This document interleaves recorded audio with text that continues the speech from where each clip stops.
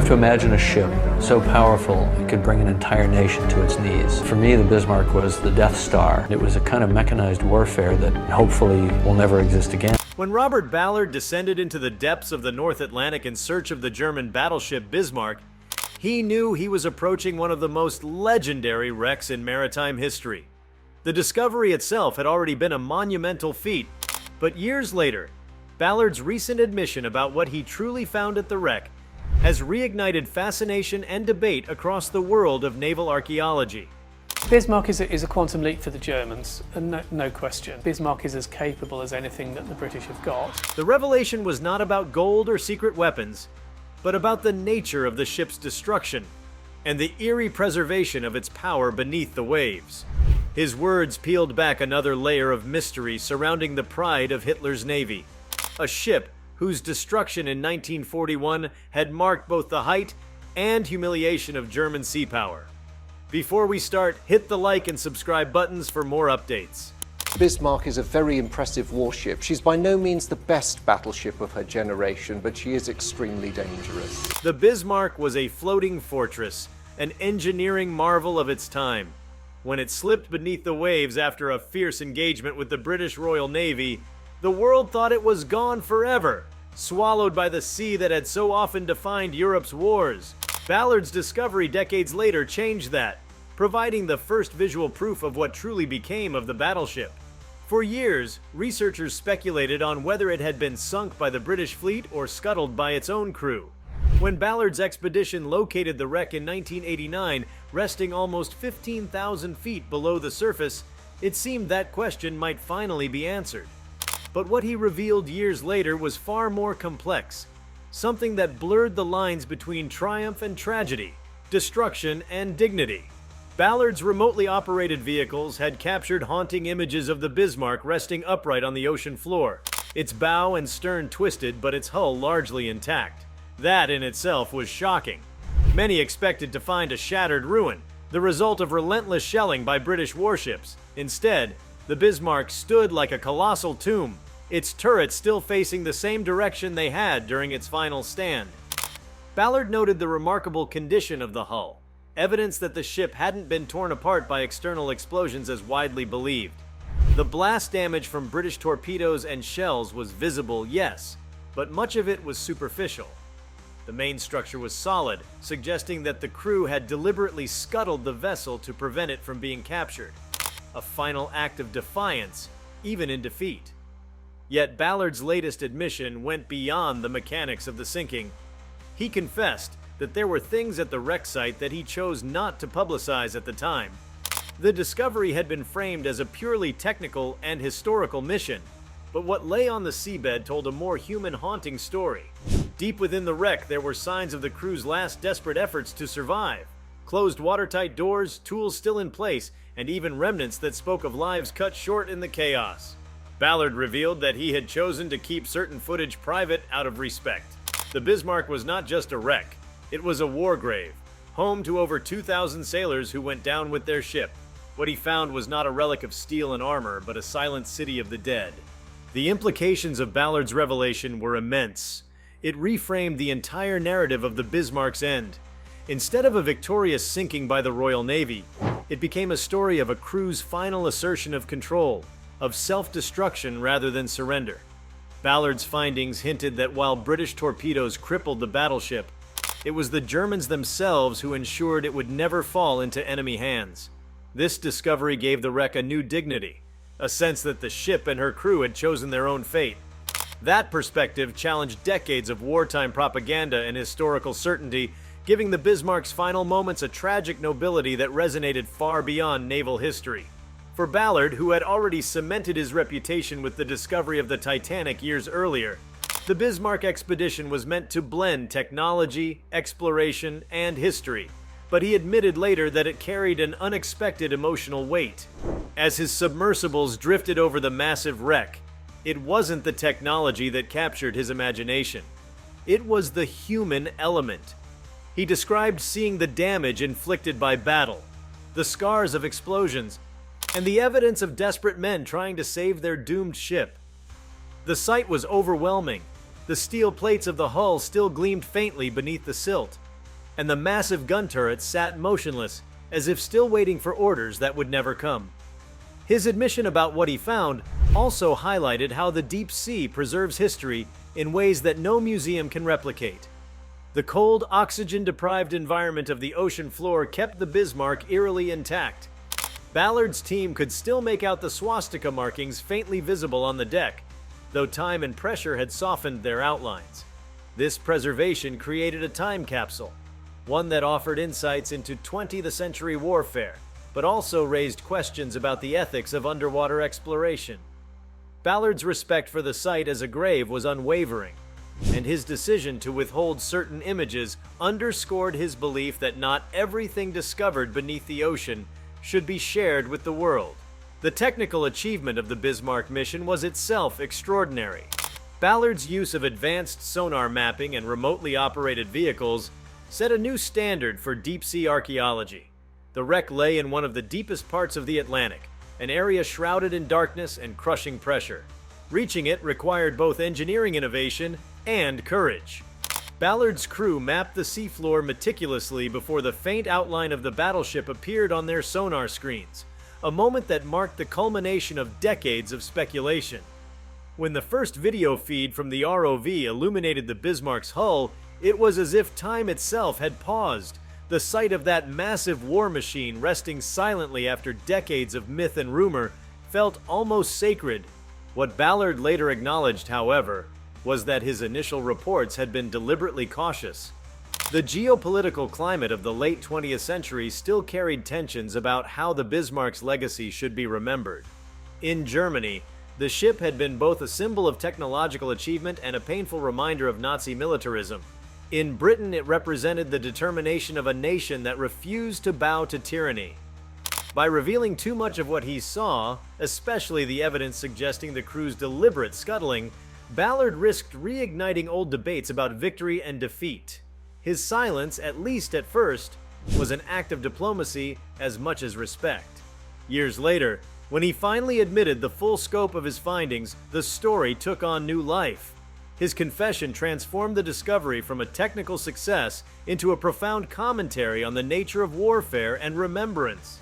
The Bismarck was no longer simply a sunken relic, but a symbol of how history is written and rewritten beneath the surface of the sea. Ballard's honesty about the site's condition and what he withheld revealed his evolving philosophy as an explorer. He began to see shipwrecks not merely as archaeological artifacts, but as sacred memorials, reminders of human ambition, sacrifice, and tragedy. The images captured during the expedition showed details that stunned historians. The main guns were still trained to port, frozen in their final combat position. The armor belt along the hull, which had once made the Bismarck nearly invulnerable, showed only limited penetration. The torpedo strikes that ultimately doomed her had done so not by direct destruction, but by crippling her steering, leaving her helpless against the British fleet's relentless assault. Inside the wreck, Ballard's cameras found evidence of flooding and fire damage, but little sign of catastrophic internal explosions. This supported the theory that the crew had opened the seacocks and detonated charges to ensure scuttling. Ballard's admission about this discovery gave closure to one of the great naval mysteries of the 20th century. His revelation also carried deep emotional implications. The Bismarck had been a weapon of war, a vessel built for domination, but its final resting place humanized it. Beneath miles of water, the noise and fury of battle were gone. All that remained was stillness. Ballard spoke of feeling an almost spiritual connection to the site, a sense that he was intruding on something sacred. The twisted railings, collapsed superstructure, and scattered debris were not just remnants of machinery, but fragments of lives once bound to a doomed cause. His admission that he found traces of personal items, helmets, boots, and equipment added another layer of poignancy to the story. The crew's presence was still felt, even if their bodies were long gone. The discovery of the Bismarck also revealed the strange equilibrium that the deep sea maintains. Nature, over time, had begun to reclaim the ship. Ballard described the growth of marine life across its hull: coral-like formations, ghostly white crabs, and creatures adapted to eternal darkness. This fusion of nature and history created an almost dreamlike tableau, a reminder that the sea is both a destroyer and a preserver, His admission about the preservation of the wreck reinforced the idea that the ocean is the ultimate archive, storing humanity's greatest triumphs and failures alike. What struck Ballard most profoundly, and what he finally shared years later, was how the Bismarck appeared to retain its dignity even in ruin. Unlike the Titanic, which lay broken into two major pieces, the Bismarck seemed almost defiant, her structure holding against time and pressure. To him, it embodied the paradox of war, the beauty of human engineering juxtaposed against the horror of destruction. His team's footage captured the elegance of the ship's design, the sweeping curves of its bow, the precision of its turrets, the streamlined symmetry of its armor plating. Even after decades beneath the sea, it was still magnificent, a ghost of power frozen in time. Ballard's admission reignited interest among naval historians and engineers, many of whom re-examined the Bismarck's construction and the battle that led to her sinking. The wreck's condition challenged previous assumptions about the vulnerability of battleships and the effectiveness of naval weaponry in World War II. It demonstrated that technology alone could not guarantee victory. Strategy, intelligence, and luck were equally decisive. The revelation also deepened public fascination with deep-sea exploration, showing how modern science could illuminate forgotten chapters of history. The expedition's implications extended beyond military history. Ballard's careful treatment of the site helped establish ethical standards for underwater exploration. He emphasized that the ocean's graveyards must be approached with reverence, not exploitation. His decision to withhold disturbing imagery set a precedent for future explorers, who began to view such sites not as treasure troves, but as places of remembrance. The Bismarck became a case study in balancing discovery with dignity, a lesson that continues to shape how humanity engages with its past. Ballard's work also inspired reflection on the emotional weight of exploration. The excitement of discovery often masks the moral complexity of what is being found. Beneath the scientific achievements, there is always a confrontation with mortality. His admission that he felt uneasy at times during the Bismarck expedition revealed the emotional toll such work can take. The deeper he delved into the ship's remains, the more he felt the gravity of its story. A story not just of war, but of human resolve and loss. The visual record from the Bismarck mission remains one of the most haunting in the history of oceanography. As the ROV's light swept across the decks, they revealed shadows that seemed to tell stories. The twisted metal of the bridge, the shattered observation platforms, and the silent gun barrels all hinted at the chaos of that final morning in May 1941. Every frame captured an echo of the battle's fury. Ballard's confession that he had held back some of this footage underscored his conviction that not all truths need to be publicized. Some, he believed, belong only to the depths. The magnitude of the find also brought renewed attention to Ballard's methods. His dual approach, combining precise technology with intuitive understanding of history, allowed him to succeed where others had failed. His team used side-scan sonar to map the seabed, identifying anomalies that matched the dimensions of the Bismarck. Once located, they deployed cameras capable of withstanding the immense pressure of the abyss. The success of the operation demonstrated how science and history could merge to create something profoundly human, a bridge between the living and the lost. Ballard's later remarks about the Bismarck wreck hinted at a sense of closure, not just for historians, but for himself. The discovery represented both an end and a beginning, a culmination of decades of fascination with maritime mysteries, and a gateway to a new era of responsible exploration. His revelation about what he found and what he chose not to reveal showed that discovery is not just about illumination, but also restraint. The decision to preserve mystery is itself an act of respect, acknowledging that some stories belong to the silence of the deep. The ship's resting place, nearly 3 miles below the surface, remains undisturbed. Ballard's admission reinforced the belief that it should stay that way. The wreck stands as a testament to the power of human ambition and the futility of war, an artifact frozen in its final act of defiance. Every rivet, every shattered railing, every scar on its armor tells a part of that story. When Ballard's cameras first illuminated its form, they were not just revealing a ship, they were resurrecting memory itself. Ballard's voice carried the quiet gravity of someone who had seen too much of history's remains, not from above, but from within the deep places of the world that rarely give up their secrets. When he spoke about the Bismarck, his tone shifted in a way that few had ever heard before. There was awe, yes, but also something else. An undercurrent of sorrow, as though what he had found on that seabed had changed the way he saw human achievement altogether. His exploration of the wreck was not simply a technical mission, but a confrontation with a chapter of the 20th century that still pulsed with meaning. Each contour of the ship's broken armor told a story of ambition, pride, and human fragility. He admitted that seeing the Bismarck face to face, far from the propaganda and myths that had surrounded it for decades, was like coming face to face with the ghost of an age that believed too deeply in machines and too little in mercy. When the lights from the remotely operated vehicle first brushed across the steel of the hull, the atmosphere aboard Ballard's support ship changed. The crew fell silent. Before them on the screens appeared a vision that had lived in history books and wartime memories, but never in color, never in motion. The ship's massive flanks emerged from the gloom, draped in sediment and streaked with the slow artistry of the ocean. It wasn't a wreck in the ordinary sense. It looked like a monument, vast and solemn, a cathedral of iron resting under unimaginable pressure. Ballard's later reflection that he felt looked back at by the wreck wasn't metaphorical. The Bismarck seemed alive in its stillness, as if waiting for recognition after half a century of darkness. He found details that astonished even the most seasoned naval historians who joined him later in reviewing the footage. The ship's hull bore the graceful lines of German engineering, a structure designed not merely for battle, but to represent a kind of industrial perfection. The Germans of the 1930s had poured into the Bismarck the same obsessive craftsmanship that marked their era's technology.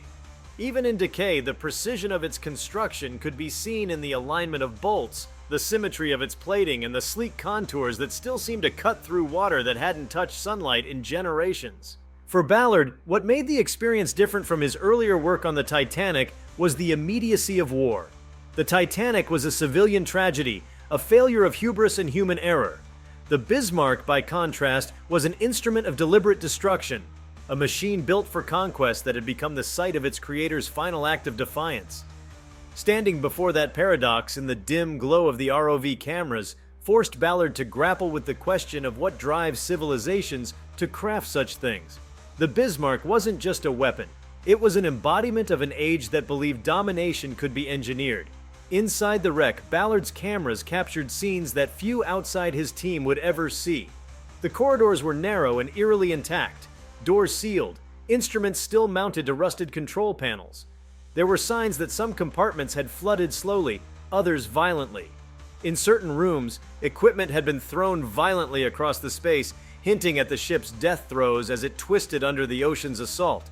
Yet in other areas, there was almost unnatural order, as if time had paused. A wrench lay beside a panel, a coil of wire still in place. The mundane relics of work interrupted by catastrophe. Ballard said later that these small human details struck him more deeply than any relic of the ship's guns or armor. They reminded him that the Bismarck was not just steel and rivets, but the work of human hands and the home of human beings in their final moments. The sheer scale of the vessel was another revelation. The cameras swept along its decks for minutes before reaching the stern, and still the ship seemed endless. Measuring over 250 meters long, the Bismarck had been one of the largest battleships ever built.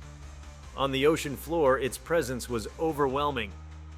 Even the lighting rigs of Ballard's submersibles couldn't fully illuminate it, leaving great portions of the wreck shrouded in blackness. That darkness, Ballard noted, lent the ship an almost mythic quality, as though it existed halfway between the material world and the realm of legend. He observed, too, the marks of battle that remained etched into the ship's body. The craters of shell impacts, the twisted remains of anti-aircraft guns, and the shattered upper decks spoke of the ferocity of the engagement that had brought it down. But beneath the scars, the hull's strength was undeniable. It had resisted the barrage longer than most believed possible. The Royal Navy's victory had been celebrated as decisive, but Ballard's exploration revealed how much punishment the Bismarck had endured before yielding. The scars of those final hours, scorched metal, gaping tears, and fractured turrets, were not simply evidence of defeat, but of astonishing resilience. In the depths, the sense of silence was complete. The ROVs made no sound except the distant hum of their propellers, and even that was swallowed by the immensity of the ocean.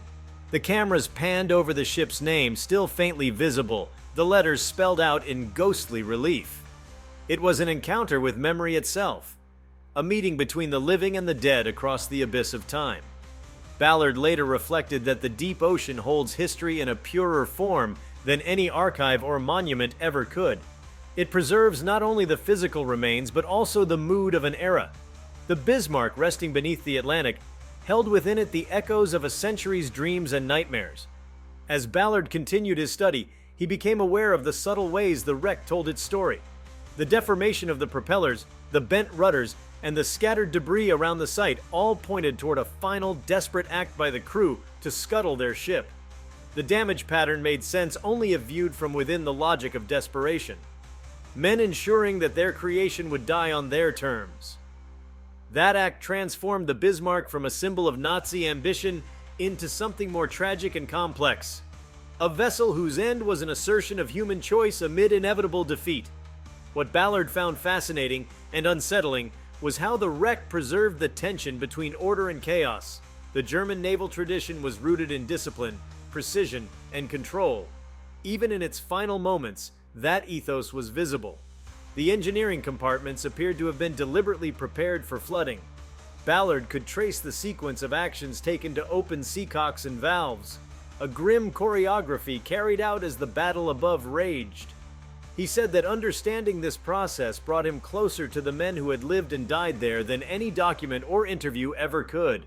In those silent, rusted spaces, he could feel their decisions unfolding moment by moment. The light from the ROV revealed not only the Bismarck itself, but the vast emptiness surrounding it. Unlike the Titanic, which lay amid a field of debris scattered across miles, the Bismarck rested in relative isolation. It had plunged almost vertically, hitting the seabed with such force that the mud around it still bore the mark of its descent. The stern had buckled under the impact, but much of the structure remained recognizable. Ballard described the ship's position as one of solemn repose, as though it had chosen its place deliberately. There was also the strange serenity of the environment. The deep ocean is a realm without light, sound, or current strong enough to disturb what rests there. The Bismarck seemed untouched by time, preserved in perpetual twilight. Around it swam creatures that had never seen the surface, translucent beings drifting through the corridors of human history. Ballard often spoke about the paradox of these expeditions. The deeper one goes into the ocean, the more one feels the presence of humanity. Even at those depths, the traces of human ambition and loss are inescapable. Ballard's admission that he withheld parts of what he saw was not born of secrecy, but reverence. The camera had captured more than metal. It had captured the evidence of life interrupted, the remains of clothing, the faint outlines of personal objects, and the arrangement of certain compartments all testified to the human toll. He made a deliberate choice not to release those images publicly. To him, the site was not a museum but a grave, and the intrusion of cameras had to be tempered by respect. He wanted to honor the silence of that place, to let the Bismarck rest without becoming a spectacle. He also reflected deeply on the moral paradox of his work. Every wreck he explored carried both the allure of discovery and the burden of death. To document these places was to expose the remnants of tragedy, and that required humility. In the case of the Bismarck, that humility was amplified by its historical weight. It wasn't merely the ship of an enemy nation.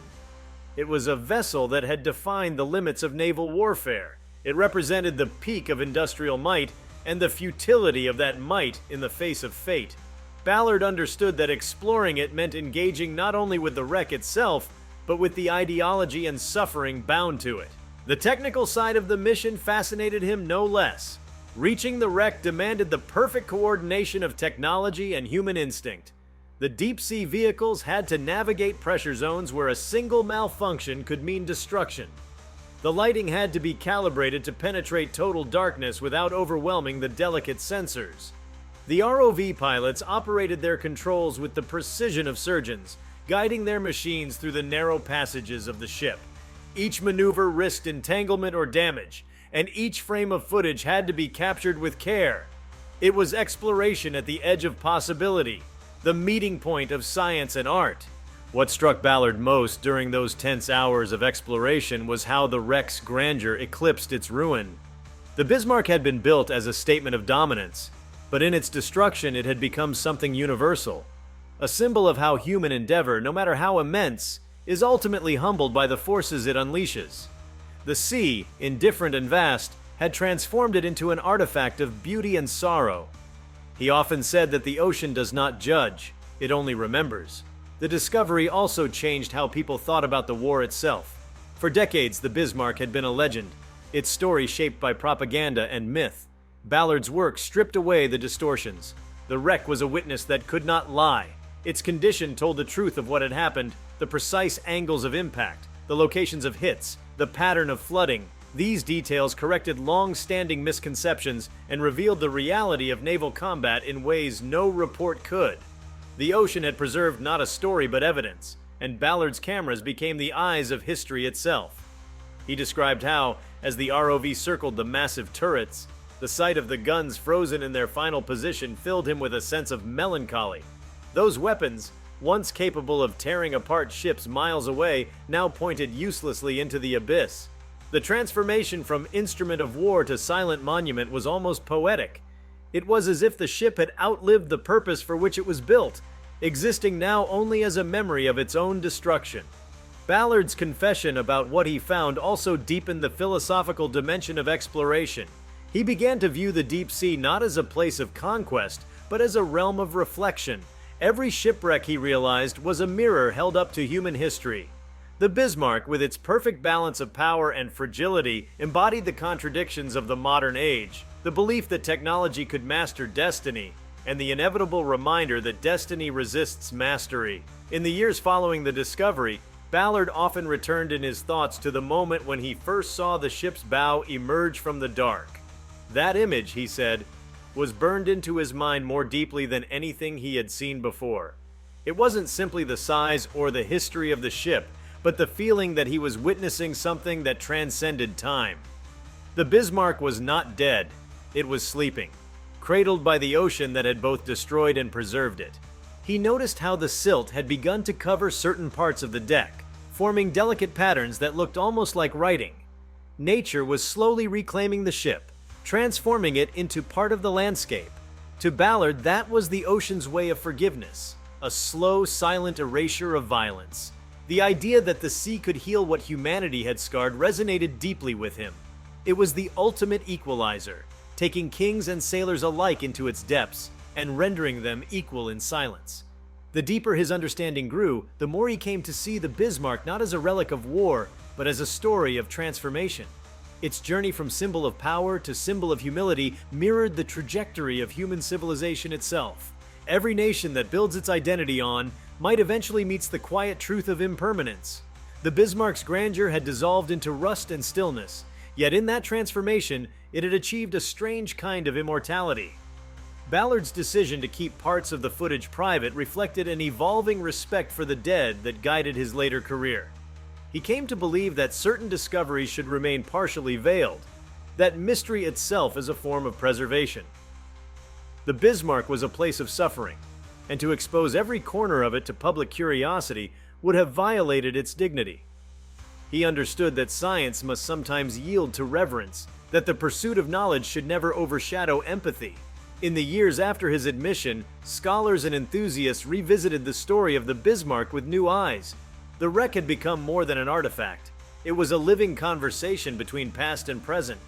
Ballard's findings had shown that history isn't static. It changes as our understanding deepens. His honesty about what he had seen invited others to reflect not just on the Bismarck, but on how humanity chooses to remember its own violence. He often spoke about how the wreck changed his relationship with exploration itself. The ocean, he realized, was not a frontier to be conquered, but a teacher. Each descent into its depths revealed not just forgotten machinery, but lessons about human nature. The Bismarck had been built on the belief that strength and precision could secure immortality, yet it lay entombed, proof that no force, no matter how great, can escape the slow embrace of time. When he looked upon the ship's shattered bridge, Ballard saw not just the ruin of a battleship, but the collapse of an idea. The idea that war could bring glory, that technology could redeem ambition. The Bismarck's grandeur in death was the grandeur of futility. Every rusted beam, every silent corridor seemed to whisper that lesson. The discovery also had personal consequences for Ballard. He became increasingly reflective about the role of explorers in preserving memory. He began to argue that exploration without conscience is merely intrusion. The sea, he believed, does not give up its secrets easily because it understands their weight. When it allows them to be seen, it demands reverence. That belief would shape his later missions, guiding him toward a philosophy of stewardship rather than conquest. If you liked this video, please give it a like and subscribe to our channel. Also, could you leave your comments below and tell us? What are your thoughts on Robert Ballard's new Bismarck wreck discovery? We want to hear from you. Thank you for watching, and see you next time.